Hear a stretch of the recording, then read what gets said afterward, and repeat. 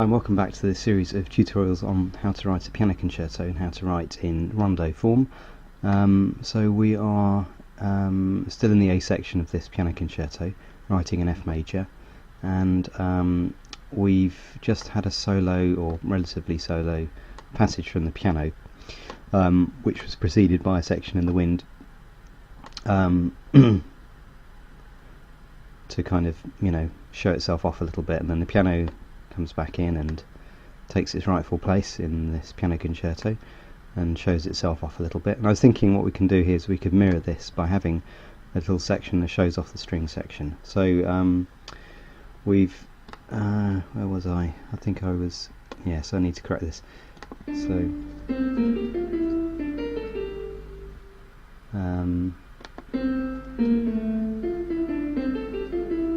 So here we're just moving on to the dominance of C major in F major. So we'll be on C major here. We'll have 4 bars or so on in the string section, and then we'll definitely modulate after that. Okay. This is quite fast. If you think this is crotchet equals 120. About, so each bar is going to be about 2 seconds long, so we're up to a minute here roughly at bar 28, so it's always worth bearing that in mind, because I guess you don't want this movement to be, well, it's up to you, but I don't want it to be over, I don't know, 10 minutes or so. We'll see how it goes though. Okay, so we're just filling this in now. Okay, so that's fine. And so the string section was accompanying the piano here, so we just need to finish that off here.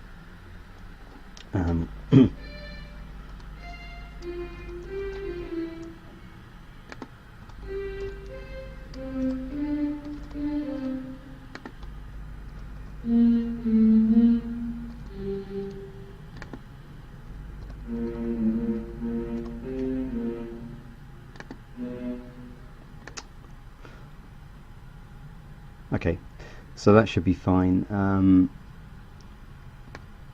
So let's just go back to what the wind section did.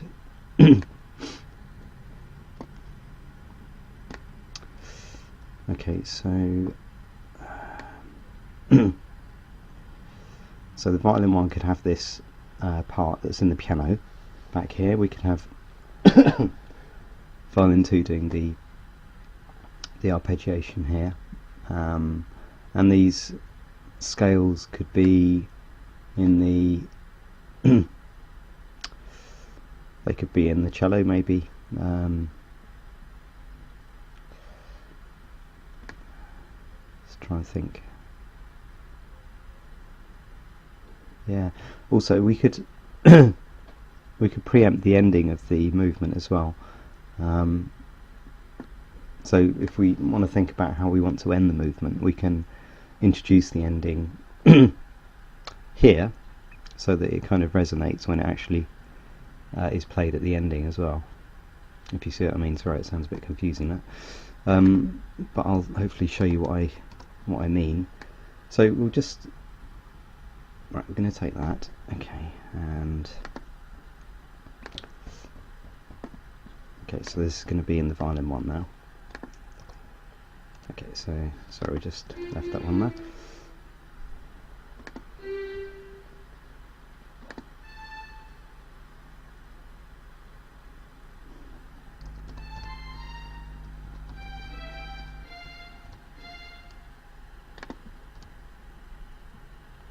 And here we're going to have the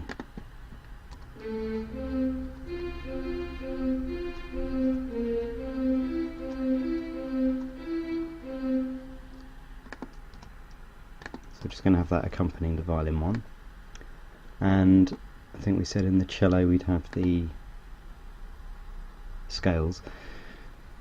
So obviously, contrary motion is is good in the way that you don't have any concerns about parallels. If we want to do if we want to do it in parallel motion to what the violin 1's doing, we just need to make sure that we're very careful with that.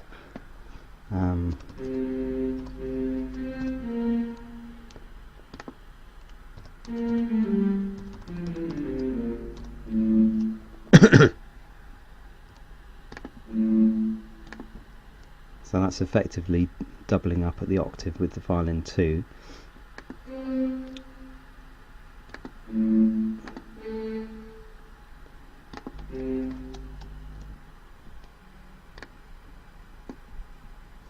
So let's just fill this in. So we've got 2 A's, so an F there,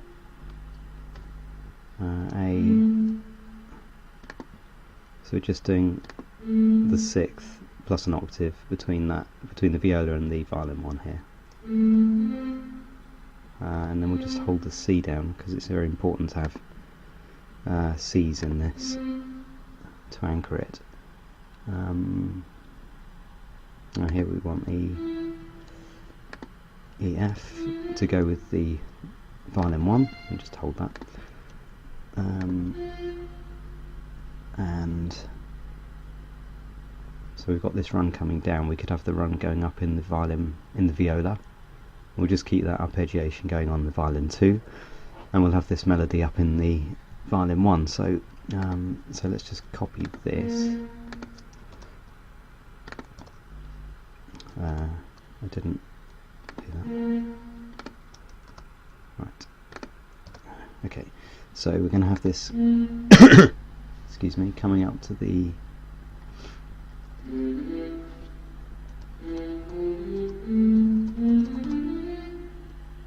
F there, and we're just filling this part so that we don't have to jump from an F down to an E. So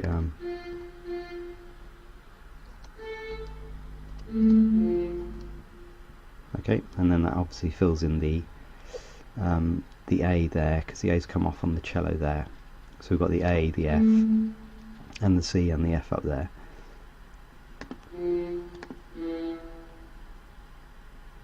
We've got got a 5th going from F to C to E to B flat, so it's a 5th to a diminished 5th.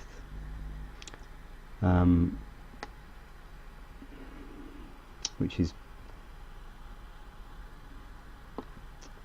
well, let's just, might be too harsh, so let's just change that to a G. And then we've got an E against a D there. Again, so let's just move it slightly. Okay, so, and we just need to put this in here, and then we'll just repeat it, what we've done here.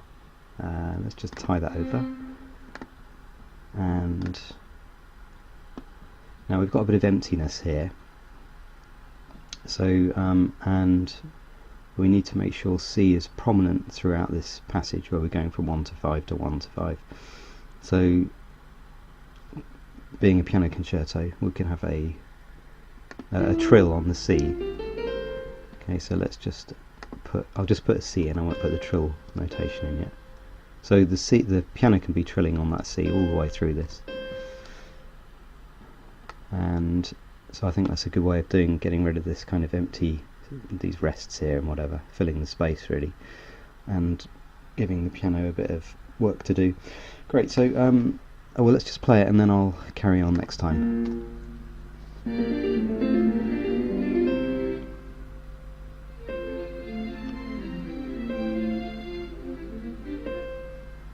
Okay, brilliant. So I'm just going to copy that over to the next 2 bars, and then we're going to modulate then. Okay, so please do subscribe, and if you like these videos, click on the like, and if you've got any comments, that's fantastic. Always prepared to reply to comments. So join me next time. Bye for now.